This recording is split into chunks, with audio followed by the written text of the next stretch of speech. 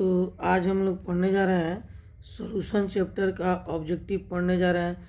तो हम Ravi sir chemistry fundamental chemistry के द्वारा बोल रहे हैं। अब यह जो आपको क्लास कराया जा रहा है वह चंपारण कंबाइंड क्लास जो है कि क्लासेस के बैनर तरह आपको कराया जा रहा है, जिसमें फिजिक्स केमिस्ट्री मैथ बायोलॉजी हर तरह का ऑब्जेक्टिव क्वेश्चन बैंक आपको दिया जाएगा। तो अभी इसमें सबसे पहला जो क्वेश्चन हम आपको बताने जा रहे हैं वह क्वेश्चन है आपको 2020 में पूछा गया है। तो इसमें पूछ रहा है कि ऑस्मोटिक प्रेशर का समीकरण कौन सा होगा। तो ऑस्मोटिक प्रेशर यानी जो है कि इसको जो प्रासरण दाब को हम लोग इंग्लिश में ऑस्मोटिक प्रेशर कहते हैं। ऑस्मोटिक प्रेशर, इस प्रासरण दाब को क्या कहते हैं? ऑस्मोटिक प्रेशर कहते हैं। तो ये ऑस्मोटिक प्रेशर का फॉर्मूला आपको पूछ रहा है कि कौन सा होगा। तो ऑस्मोटिक प्रेशर का फॉर्मूला होता है पाई बराबर CRT। अब यह पाई को ऑस्मोटिक प्रेशर या पी भी कहते हैं। तो ये पी बराबर होगा CRT। तो यहाँ पर ऑप्शन नंबर हो जाएगा ए। अब इसमें आपसे कभी कभी न्यूमेरिकल पूछता है तो C बराबर होता है N/V इंटू RT, चूँकि C बराबर होता है N/V। अब जो कि N बराबर क्या होता है? मास ऑफ सॉल्यूट बटा मोलिकुलर वेट ऑफ सॉल्यूट, जिसको हम लोग M/M भी लिखते हैं। तो यहाँ पर इसका वैल्यू पुट करेंगे तो मास ऑफ सॉल्यूट बटा molecular weight of solute into V into RT। तो ऑस्मोटिक प्रेशर का फॉर्मूला यह भी हो जाएगा। अब चलिए हम लोग अगला क्वेश्चन यहाँ पर देखते हैं। क्वेश्चन नंबर जो कि इसमें पूछा जा रहा है कि अर्धपरागम्य झिल्ली से परासरण क्रिया में निकल जाते हैं। तो अर्धपरागम्य झिल्ली क्या होता है? इसको कहते हैं सेमी परमिएबल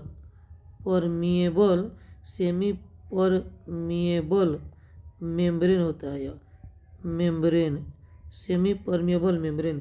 तो सेमी परमिएबल मेम्ब्रेन जो है आपको को अर्धपरागम्य झिल्ली कहते हैं। तो इस झिल्ली से क्या होता है? सॉल्वेंट मॉलिक्यूल पास करते हैं परंतु सॉलिड मॉलिक्यूल पास नहीं करता है। अब होता क्या है कि यहाँ पर आप देखेंगे कि एक कंटेनर बना रहे हैं।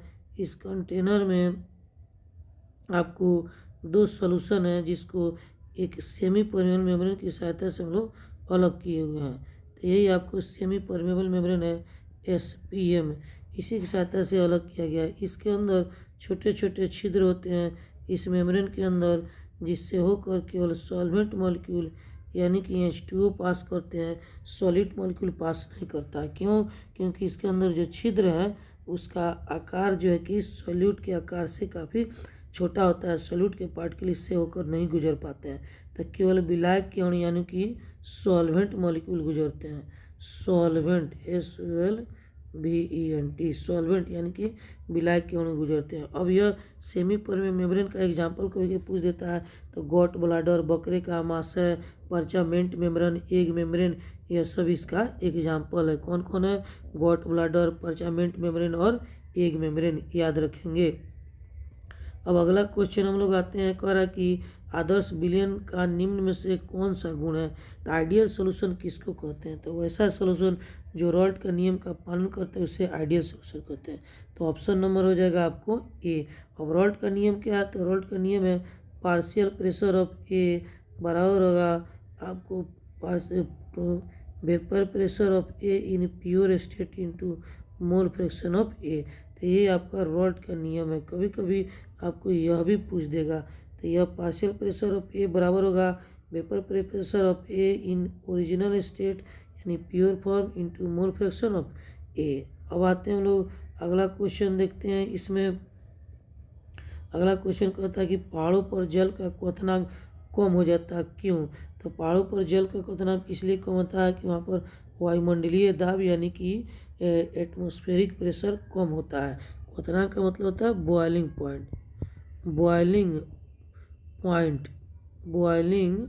पॉइंट। तो यह आपको इंग्लिश मीडियम में क्वेश्चन है कि जो कि यह क्या होगा कि बॉइलिंग पॉइंट रिड्यूस कर जाता है। बॉइलिंग पॉइंट क्यों कम हो जाता है पहाड़ पर? तो जो कि अधिक ऊंचाई पर at high altitude boiling point reduce why, तो इसका रीजन हो जाएगा कि वायुमंडलीय दाब वहाँ पर कम होता है। क्यों? तो आप जानते हैं कि PV बराबर होता है NRT। तो पी भी बराबर होता है एन आर टी। तो यह अभी पी डायरेक्टली प्रोपोर्शनल हो जाएगा टी के, यानी टेम्परेचर बढ़ेगा तो प्रेशर बढ़ेगा, अगर प्रेशर घटेगा तो टेम्परेचर भी क्या होगा, घटेगा। तो पहाड़ पर अधिक ऊंचाई पर प्रेशर कम होता है, इसीलिए बॉइलिंग टेम्परेचर भी कम हो जाता है। अब अगला क्वेश्चन हम लोग आते हैं, इसमें कह रहा है कि निम्न में से कौन बिलियन के लिए कह रहा है, निम्न में से बिलियन के लिए कौन अनुसंख्यक गुण है। तो अनुसंख्यक गुण का मतलब होता है colligative property, colligative property, colligative property. तो यह कोलिगेटिव प्रॉपर्टी किसको कहेंगे, तो कोलिगेटिव प्रॉपर्टी किसको कहेंगे, तो कोलिगेटिव प्रॉपर्टी वो उसे कहते हैं जो कि आपको यह ऑस्मोटिक प्रेशर हो गया एक कोलिगेटिव प्रॉपर्टी। तो कोलिगेटिव प्रॉपर्टी यानी अनुसंख्यक गुण, तो किसी विलयन का वह गुण जो उसमें उपस्थित सॉल्यूट के संख्या पर डिपेंड करता है, उस गुण को अनुसंख्यक गुण या कोलिगेटिव प्रॉपर्टी कहते हैं। तो नाम में ही डिफिनीशन है अनुसंख्यक गुण, यानी अणुओं की संख्या पर डिपेंड करने वाले गुण को अनुसंख्यक गुण या कोलिगेटिव प्रॉपर्टी कहते हैं। तो सॉल्यूशन के अंदर यदि सॉल्यूट का मोल बढ़ता है या घटता है तो कोलिगेटिव प्रॉपर्टी भी चेंज करता है, बढ़ता है या फिर घटता है। तो कोलिगेटिव प्रॉपर्टी 4 प्रकार का होता है, कौन कौन होगा, तो सबसे पहले होता है आपको relative lowering of vapour pressure, relative lowering of vapour pressure, यह होता है डेल्टा पी बटा पी नॉट। दूसरा होता है आपको एलिवेशन ऑफ बॉइलिंग पॉइंट, तो डेल्टा टी बी बराबर के बी इंटू एम। तीसरा होता है डिप्रेशन ऑफ फ्रीजिंग पॉइंट, तो यह होता है डेल्टा टी एफ बराबर के एफ इंटू एम, के एफ इंटू एम हो जाता है। और उसके बाद होता है ऑस्मोटिक प्रेशर, तो ये होता है पाई बराबर सी आर टी। तो इसमें ऑप्शन नंबर ए हो जाएगा, यही कोलिगेटिव प्रॉपर्टी है, क्योंकि यह जो कि प्रासरण दाब सॉल्यूट की संख्या पर डिपेंड करता है। सॉल्यूट की संख्या बढ़ने से ऑस्मोटिक प्रेशर क्या होता है, बढ़ता है। तो जिसमें जितना अधिक सॉल्यूट होगा उसका ऑस्मोटिक प्रेशर भी उतना ही ज़्यादा होगा। अब यह समझना हो तो आप यहाँ से समझ सकते हैं कि आपको अलग से इसके लिए यहाँ पर पाई बराबर होता है सी आर टी, या पाई बराबर एन बाई भी आर टी। तो आप देख रहे हैं पाई जो है कि यह पाई डायरेक्टली प्रोपोर्शनल होता है एन के, पाई डायरेक्टली प्रोपोर्शनल होता है एन के। तो जिसमें जो है कि सॉल्यूट का नंबर ऑफ मोल ज़्यादा होगा उसका जो है कि आपको ऑस्मोटिक प्रेशर भी क्या होगा, ज़्यादा होगा। अब शुद्ध जल का पीएच पूछा जाएगा, तो शुद्ध जल का पीएच जो होता है आपको 7 होता है। क्यों, क्योंकि अगर 7 से अधिक होगा तो अल्कोहलिक हो जाएगा, उसे पीने के बाद हम लोग को नशा लगने लगेगा। तो अल्कोहल जो पीने के बाद नशा लगता है, तो यह शुद्ध जल पीने के बाद किसी को नशा अभी तक नहीं लगा है, इसलिए यह तो कन्फर्म है कि इसका पीएच 7 से ज़्यादा नहीं होगा। तो अब पीएच 7 से यदि कम होता है तो वह एसिडिक होता है, स्वाद में खट्टा लगेगा, तो वह जो है कि ऐसा भी नहीं होता है। तो ये आपको यहाँ पर पीएच स्केल में देखेंगे कि यहाँ पर मान लेते हैं 7, अब इससे कम होगा तो यहाँ पर 6, यहाँ पर 5, यहाँ पर 4, फिर 3, फिर यहाँ पर 2, फिर यहाँ पर 1, यहाँ पर 8, 9, 10, 11, 12, 13, 1, 14। तो यहाँ से पीएच का मान यदि यह पीएच स्केल है, पीएच SCAL स्केल, यदि 7 से अधिक होगा पीएच तो वह बेसिक कहलाएगा, उसको पीने के बाद नशा लगेगा। 7 से कम होगा तो वह एसिडिक कहलाएगा, यह स्वाद में खट्टा होता है।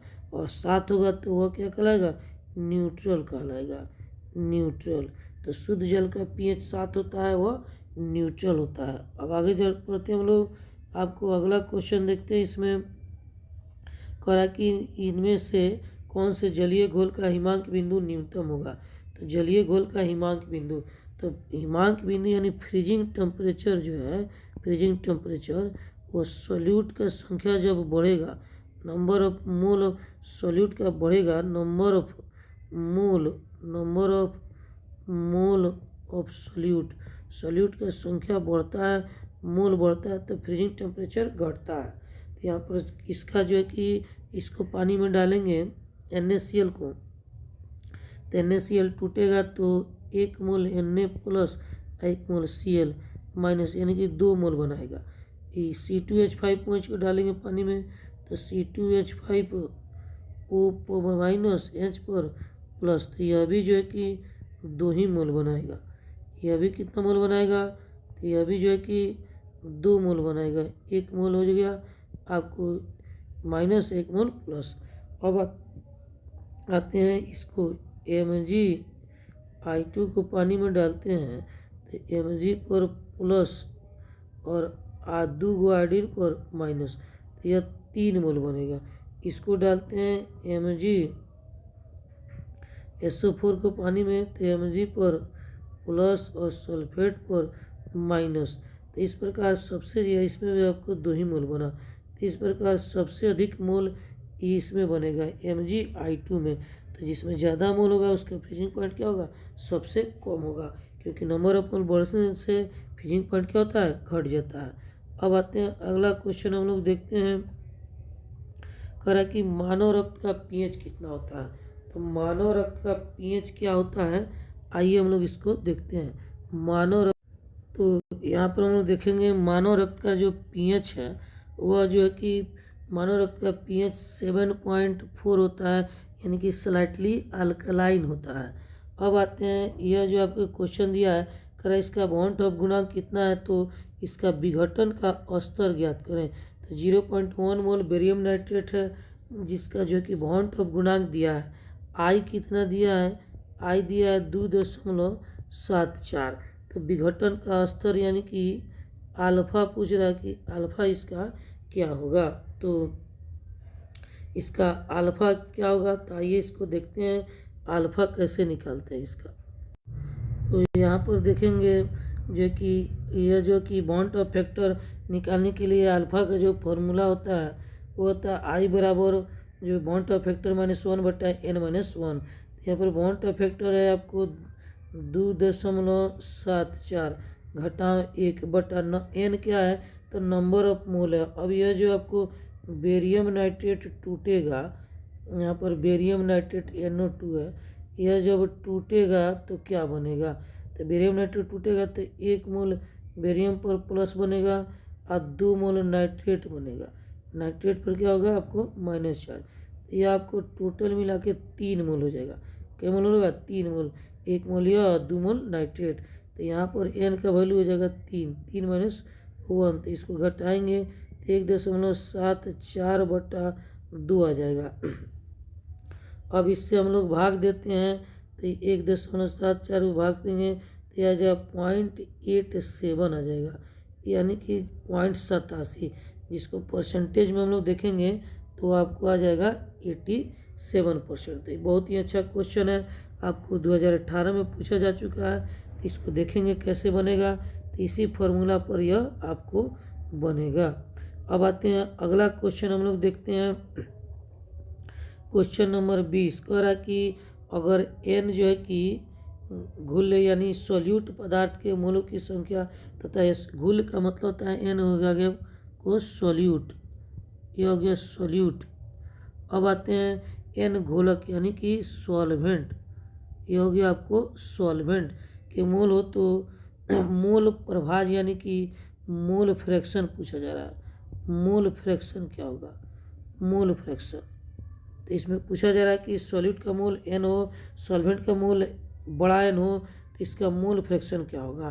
तो मोल फ्रैक्शन जो सॉल्यूट का मोल फ्रैक्शन होता है n/n + n।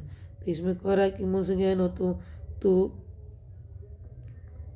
के मोल की संख्या, तो घुल के मोल प्रभाज हैं, यानी सॉल्यूट का मोल फ्रैक्शन पूछा जा रहा है। तो मोल फ्रैक्शन सॉल्यूट का हो जाएगा आपको B। अब देखिए मोल फ्रैक्शन 2 प्रकार का होता है, अब यहाँ पर जरूरत नहीं है, इसको यहाँ पर समझा देते हैं।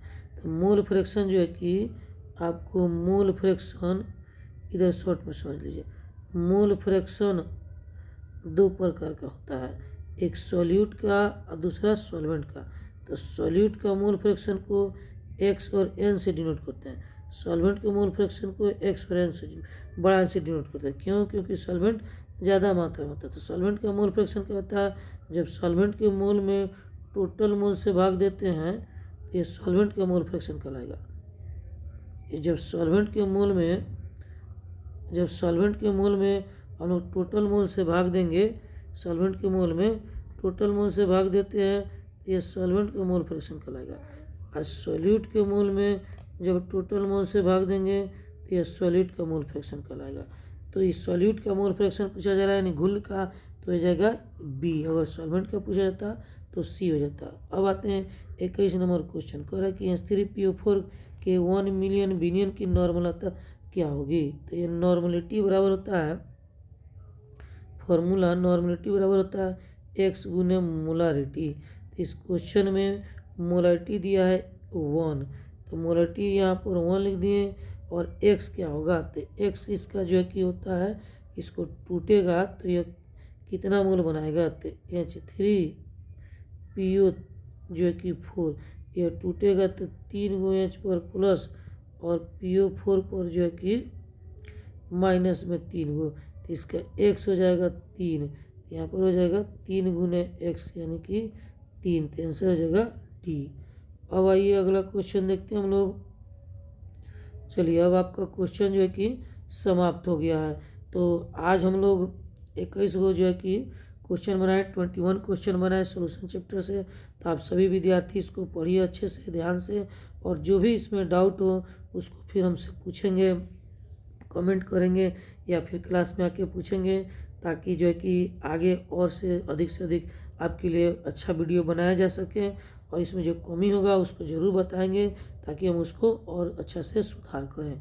तो आज के लिए बस इतना ही, फिर अगले क्लास में आपको इससे आगे और सब क्वेश्चन सॉल्व कराया जाएगा। तब तक के लिए आप पढ़िए, बढ़िया से देखिए, समझिए और एग्ज़ाम को अच्छे से तैयारी कीजिए।